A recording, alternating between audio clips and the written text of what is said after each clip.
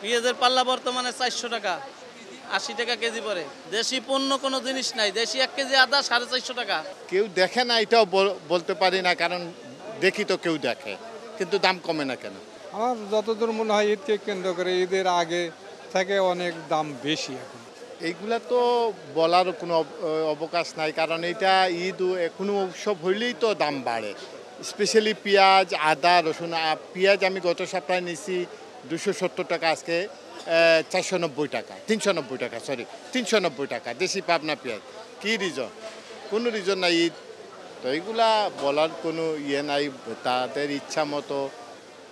কেউ দেখে না এটাও বলতে পারি না, কারণ দেখি তো কেউ দেখে, কিন্তু দাম কমে না কেন? হ্যাঁ, পৃথিবীর সব জায়গায়।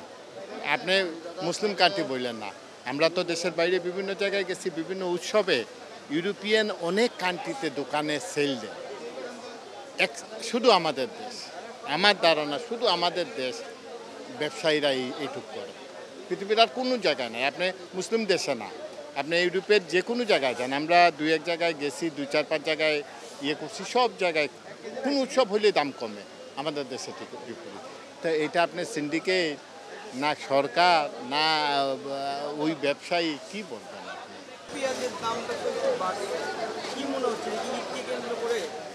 আমার যতদূর মনে হয় ঈদকে কেন্দ্র করে ঈদের আগে থেকে অনেক দাম বেশি এখন। আদা, রসুন, পেঁয়াজ সবগুলোর দামই বেশি হচ্ছে। দাম বাড়তেছে, এখন সাধারণ মানুষের তো এভাবে ইনকাম বাড়তেছে না। সেক্ষেত্রে কি করতেছেন? কম করে কিনতেছেন নাকি আগে যা কিনতেন তাই? আগে কি করে কিনবো? আমাদের ইনকাম তো বাড়েনি কো, জিনিসের দাম বেড়ে গেছে, ইনকাম তো বাড়ে নাই কো। এই হিসাবে যে পরিমাণ মতো কিনা হচ্ছে, যা সামর্থ্য কুলাই, এই আর কি। পেঁয়াজের পাল্লা বর্তমানে 400 টাকা, 80 টাকা কেজি পড়ে। বাড়ে নাই। আগে পেঁয়াজের দাম তো আগের থেকে এরকম ভাবেই আসতেছে, ঈদের আগের থেকে এরকম ভাবে 10-5 টাকা করে বাড়ছে। আদা রসুনের তুলনায় আদার দামটা একটু বাড়ছে। রসুন তো আপনার 200 টাকা কেজি আগের থেকেই, ঈদের আগেও যে দাম ছিল এখনো এই একই দামে আছে। রসুন এই দামই। আদা এখন বর্তমানে চলতেছে চায়না আদা, বাহিরের আদাই তো এখন, দেশে তো কোনো আদাই নাই। দেশি পণ্য কোনো জিনিস নাই। দেশি 1 কেজি আদা 450 টাকা। পাবলিক কিভাবে খাবে? বর্তমানে আদা, চায়না আদা 300 টাকা কেজি, 280 টাকা কেজি।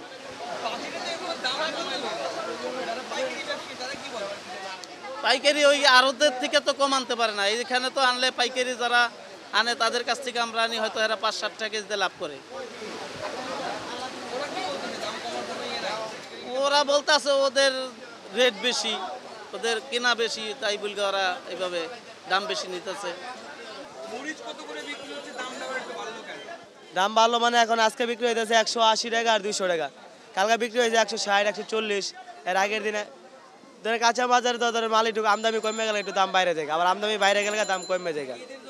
ঈদের জন্য মানে কি বাজারে মাল ধরেন কমের কারণে দাম একটু বাইরে গেছে।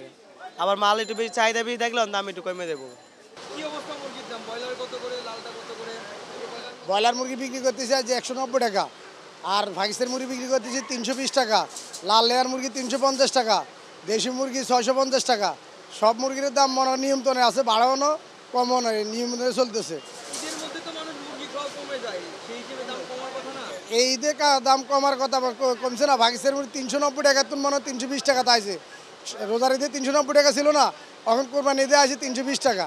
আমরা চাই এই দামে থাকুক, সাধারণ পাবলিক যেন খাইতে পারে, চলতে পারে, এটাই আমার সরকারের কাছে আবেদন।